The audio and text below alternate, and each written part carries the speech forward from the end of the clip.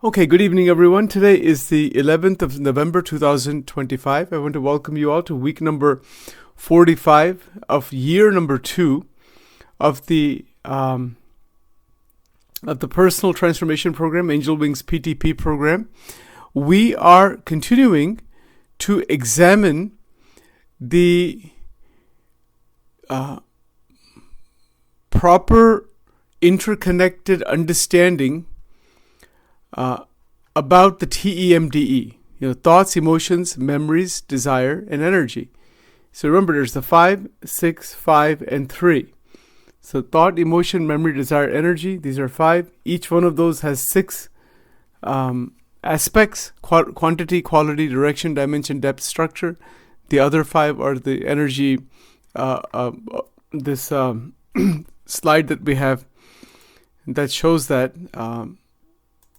And that is energy activation, equalization, conservation, revitalization, transmutation. And all of this is part of the overall angel wing framework, which is self-mastery, personal transformation, human upliftment. Right, so having said this, let's take a look at some notes here. So this will help actually to better grasp what we're trying to do. So thoughts meaning cognition. This is a more technical word in psychology, that from an energetic standpoint, cognition functions as a modulatory interface between the undifferentiated field of consciousness and the structured experience of thought, perception, and meaning. Let's take a look at that sentence carefully. And this is a very relevant point. When we use the word consciousness here, it means our overall psychological sense of living.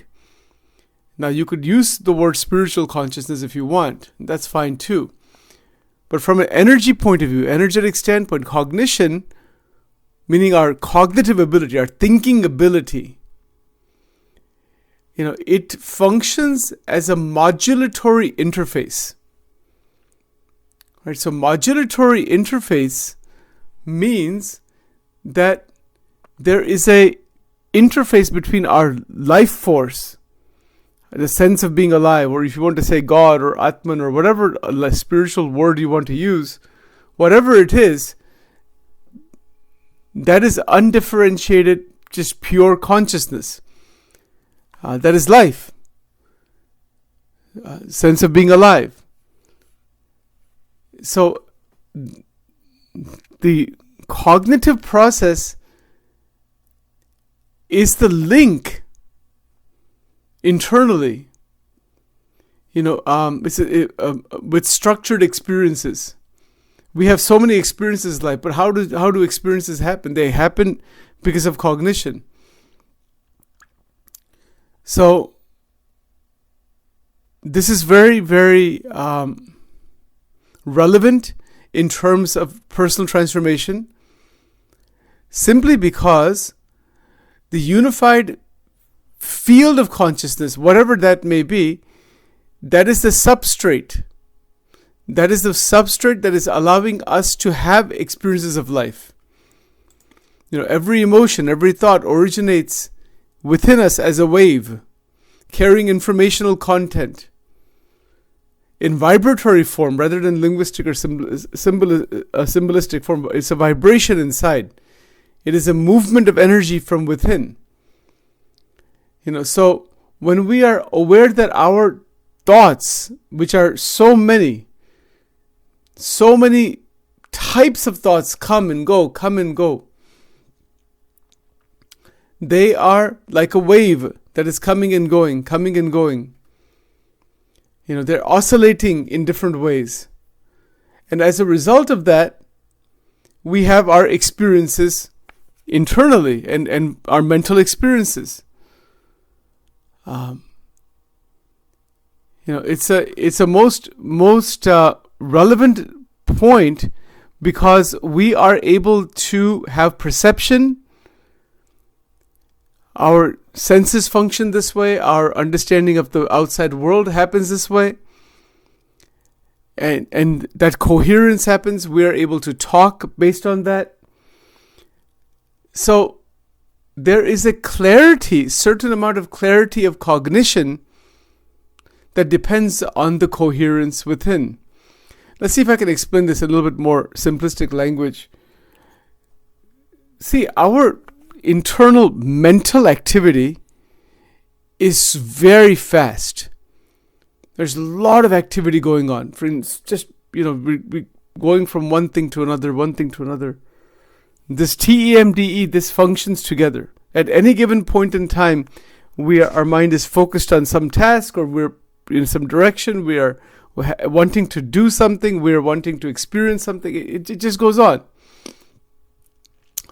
It is so rapid and so fast that the speed of the mind, speed of thoughts, we don't even know what that is. It's very difficult to measure something like that, but it is, it goes on one after another, one after another.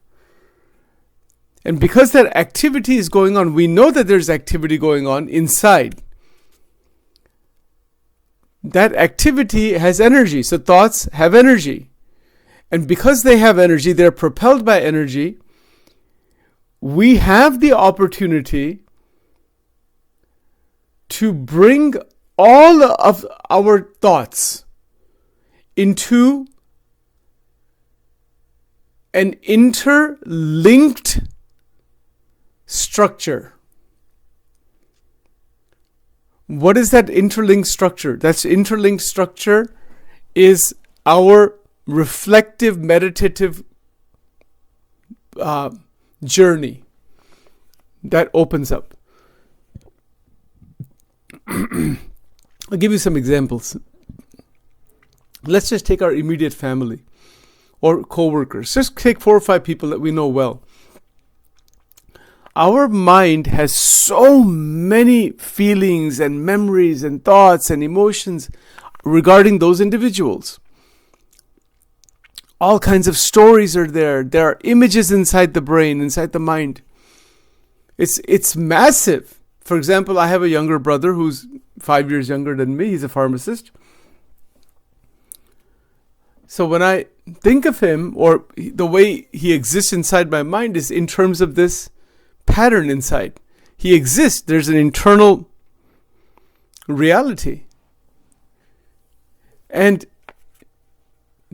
my consciousness, my psychological consciousness, revolves around many individuals of this type internally. Now that is the fact. That is the reality of our life. We cannot get away from that. In fact, that's how we function. That is how our mind is made. The stuff of the mind, the stuff of our brain, the neuronal connections are made by association, experience, by those around us. We exist psychologically only in relation to others. We cannot exist, meaning the child that is born in this world cannot develop its brain in the human sense, even though there's a human body, but there will not be any kind of real brain development in terms of culture, language, identity, any of that. It won't develop unless others are there. Parents to begin with, other siblings, relatives, grandparents, school, this, that. All of that develops one's identity. So the thoughts, this TEMDE, thought, emotion, memory, desire, this does not exist in isolation. It cannot exist in isolation. It cannot be developed in isolation. It cannot function in isolation. No way. We have emotions only in relation to the outside world. And then, of course, in relation to our own inner life that eventually develops further. We have some inbuilt instinctual types of phenomena, no doubt. So the goal of self-mastery ultimately has to bring all of this inner world in a highly evolved state where we can masterfully navigate the inner and the outer world. That is the goal. So next year we're going to talk more about, the whole year is going to be spent about opening that doorway into self-mastery. But we're just starting the process now about the TEMDE, because we need to really powerfully understand and grasp what is cognition, what is emotion, etc. And now we have basic understanding of it. But there's quite a bit involved in it, because we need to tune our energetic frequency to align properly with the outside world. So there's tuning, filtering, and decoding. 3 points. If you're taking notes, and I'm making a recording here so you can listen to this later on, and there'll be notes and everything available for it also later on. Tuning, adjusting one's energetic frequency, mentally, attention, focus, state of mind, to align with the experiences we want to have, to align with the information that is coming in our life. That is the tuning process. The tuning process is conscious, it is deliberate.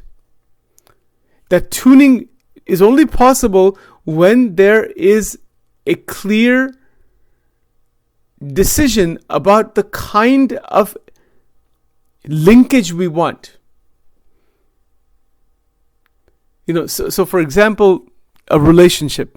If you are a mother and you have a child, or you're not, your husband, there's a wife, husband, whatever, any relationship, for example, there is tuning in the relationship. Without the tuning, the relationship will be scattered to some extent. So we can deliberately tune it. But how? And in what way can we tune it? Based on our vision of the ideal. So the ideal interaction with people in general, that includes family, friends, co-workers, children, grandchildren, whoever we're in connection with, what is the ideal relationship? And to expect other people to be in that ideal state is unrealistic. We need to expect ourselves to be in that ideal state. What is my ideal for me? Then I can tune myself to that ideal and then interact with others that way. But if I expect just other people to be in their state of perfection and I don't expect anything for myself, then I'm going to be in trouble. There'll be a lot of conflict, arguments, problems, expectations that are unrealistic. So tuning of cognition, cognitive tuning, is necessary, and it can happen when we have a standard for ourselves, personal standard, that my thoughts need to be good quality thoughts. They need to be very steady. They need to link properly. I have to decide all this. It's a decision, volition. It's called human agency. We have agency. We have free will. We have responsibility. We have responsibility towards our thoughts. We don't realize this many times. We say, well, okay, mind is, we're just doing whatever. But no. Day to day, hour to hour, 1 hour at a time, am I responsibly using my cognitive ability?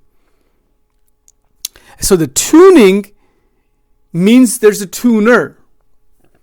Who is that? That is you. That is consciousness. That is your essence, your life. That is our being. That says, I'm going to tune my mind, my thoughts. We're talking about thoughts right now, but that includes emotions also, because they always go together. I'm going to tune them based on the way I want my experience to be inside and outside. That goes back to desire. So now thought and cognition and desire connect. I can say that I want a very loving relationship with my mother if I don't have it already. I can say I want that. I can say I want to have a very respectful relationship with all my coworkers. I can say I want to have a respectful and very, very reverential relationship with the scriptures of the world. Things like this. It's called deliberate, personal, and cognitive tuning. Without that, my relationship is going to be somewhat scattered. It's not at the best level, right? So it's awareness. It's the first step is awareness. Like, okay, what's going on there? That I can, okay, so I can change it. Now, how do I go about changing it? What are the steps actually? Create the ideal. For example, if I have an ideal inside my mind that, every week out of the 52 weeks out of the year, I'm going to read 100 pages of different books that I have. Every week, 100 pages are going to be read. Now, with flexibility, no doubt. If I make a decision of that type, people make these New Year's resolutions and things like that. That's going to happen now as a new year begins after January. After Christmas time.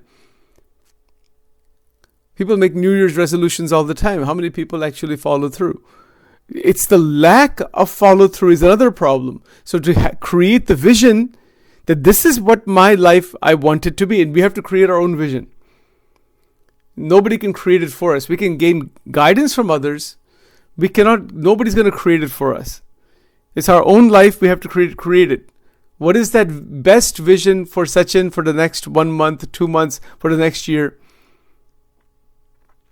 That needs to be the very, very first step. And that is even possible in the best way through a balanced state. Our emotions, feelings, our, the energy, activation, utilization, all those things we've talked about this year, they all come into application to reach a very good, sustained balanced state. We can then be prepared for tuning our mind, our cognition properly. That will eventually open the door into self-mastery. Self-mastery doesn't just happen like that. No way. All of this is the prerequisite. Then we get a glimpse of self-mastery. I can masterfully navigate through the multiple modalities of my life without damaging energy, without wasting time, without getting distraught at all. I can masterfully place energy and time in the right way, place energy through time in the right way, pull it out when I need to. We'll get to all that next year. But before any of that is even possible, a vision. Vision, where is my ideal balanced state? That's what we talked a lot about that this year. Is all the recordings are available, and it's a matter of application. That I need to see for myself where are imbalances. Get rid of them, see the vision inside, that this is my balanced state throughout my life, and now I'm going to take steps in that one step at a time. What do I want to achieve? I want the best weight, let's say. I don't want to overeat. I don't want to overindulge. I'm getting out of range of things that are deflecting. So once that vision is there, then the implementation can happen through prayer. Meditation is a very good part of it. And then taking the actual steps to bring that vision into reality. This is called cognitive tuning.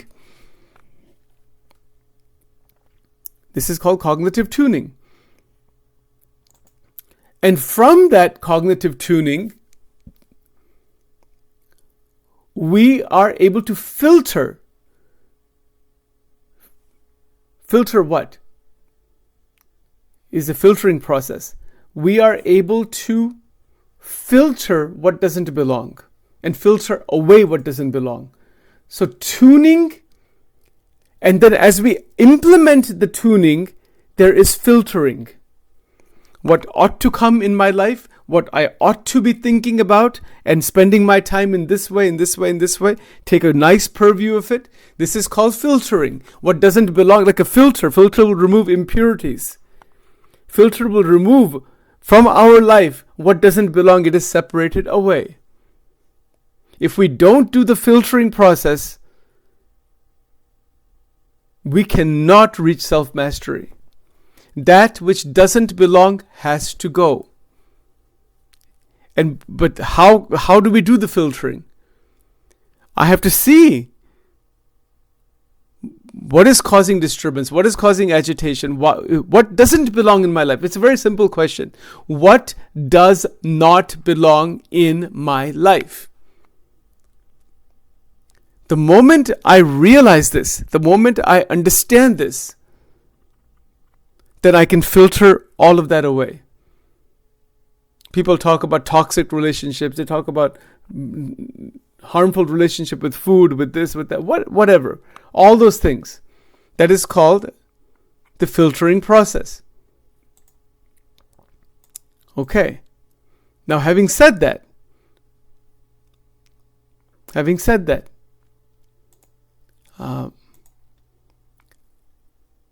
there is the decoding process. So tuning, filtering, and decoding. So decoding means what? What does that mean to decode? That the experiences we're having hour to hour, minute to minute, hour to hour, day to day, once we have the experience and they go into memory, we take a view of how things were. Last 2 hours, what was it like? Decode it. Look at it and see how to make it better, how to make it even more refined. What mistakes were made, what improvement is needed. That is called decoding. So there's 3 points for this week that need to be kept in mind. That is tuning, filtering, and decoding. And what will this do? This will allow for energy to flow in the best possible way. It will allow our experience to be of the highest quality. That is what we want. We want our experience, day-to-day experience, hour-to-hour experience, to be of the highest quality. You see, so rather than covering a lot of material about cognition and more theoretical material, this is a practical program. Sachin here has to do this. You can do it also. And if you can do it today. Do it now. In the next hour, after we're done here, decide. After my next hour, what am I filtering away? What doesn't belong? How can I tune myself better? Simple questions. Look at the past couple of hours. What happened? Can some changes happen? You see, so this is a personal journey. It's a personal transformation program. How does transformation happen? By application. It is all application. And again, these are just 3 simple words. It's nothing complicated. Tuning, filtering, and decoding. Please write these down if you're taking notes. And by doing this is the exercise for this week. Write it down on a sheet of paper or 3x5 card. Tuning, filtering, decoding. Tuning, filtering, am I doing it? Every hour, every few hours, take a look. Am I tuned in the right way? The way based on my desires, based on my wishes. And then I can continue on that basis. That is how we are able to enhance our experience. That is how we're able to enhance our experience. Okay, now, I don't want to go too much theoretical stuff because it'll get very confusing unnecessarily. We don't want to do that. We want to keep it very, very simple and applicable. These are powerful ideas because we have energy. We have the power to apply this if we want to apply it. First, understand it crystal clear. If you have questions, ask me about it. I'll get it clarified. Doesn't matter how long it takes, we'll get it clarified. The clearer these ideas are, the better off we will all be. Our program is not, just in 1 year, out the other year. That's meaningless. Just to listen to these ideas, even just for me, even I can talk about it, listen to it, analyze it, make videos out of it. So what? Am I applying it? If I'm not applying it, it's just a lot of stuff that's out there. I'm not making use of that. So the power and the truth of these ideas is known in their application. And in their application, we can then grow. We can then evolve. And you will see, It'll be your experience. Sachin's experience is Sachin's experience. These ideas are not about simply believing what the PTP program is saying. It is about experimenting with them and experiencing them firsthand. And if we are not tuning our hour-to-hour experience, we're making a mistake. This is Sachin's opinion. We're probably wasting time, wasting energy. We're getting scattered somewhere. No. Just like a radio station, though, we have to tune to the right frequency. We can hear the music. Just like that. Our mental mechanism can be tuned to the frequency of joy, of love, of self-mastery, of truth, of all of those higher ideals, the quantum principles. It is tuned to a vision where there is the highest quality experience that is sustained. Another way to put that, highest quality sustained experience of life. Who doesn't want the highest quality? I can say I want high quality experiences. What does that mean actually? Am I actually living that way? And I have to decide for myself what that is. Now, I cannot put put a standard for everybody. All human beings have to have this kind of experience. Then it is high quality. It's different for each person. For some, it might be the lot of time with family and making the family life even better. For some, it might be more educational experiences. For some, it might be volunteerism. For some, it might be who knows. I mean, religious work. It's up to each his own. In the 12 dimensions, the 12 dimensions are common, but the specifics are unique to each individual. So keep attention on quality. I want the best quality experience today. Because all life is only today. Life is only now. That's it. Right? So having these ideas in mind, application. Now, quantum principle number 45. This is our next part of our presentation. I'm going to do a little screen share here with you so you can see this. Quantum principle in number 45. By the way, there will be books created. There will be 52 books sometime in the future.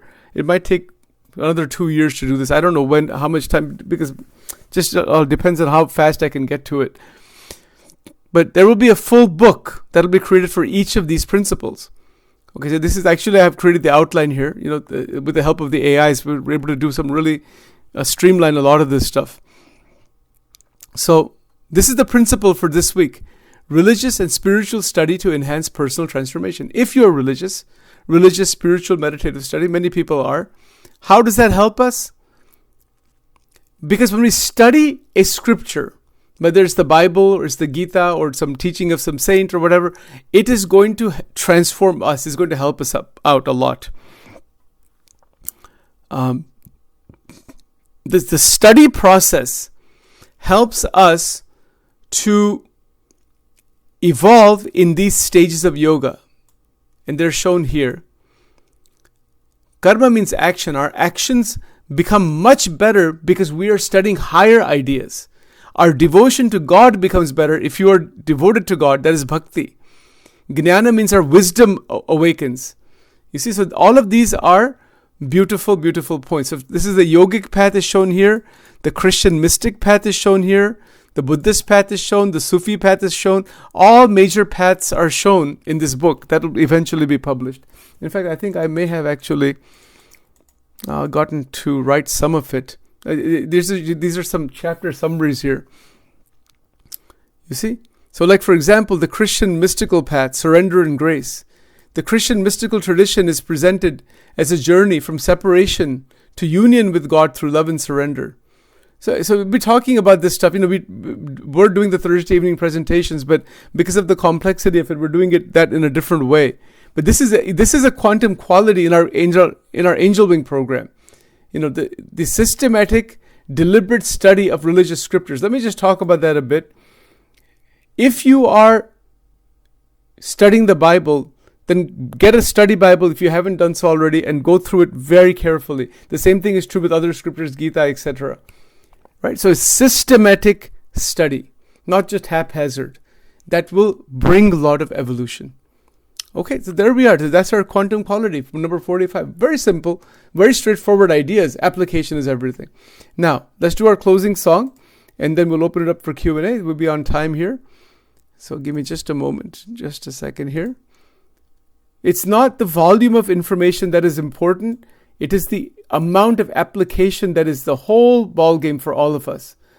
Okay, so here we go. Let's do this closing song, and then we will open it up for Q&A.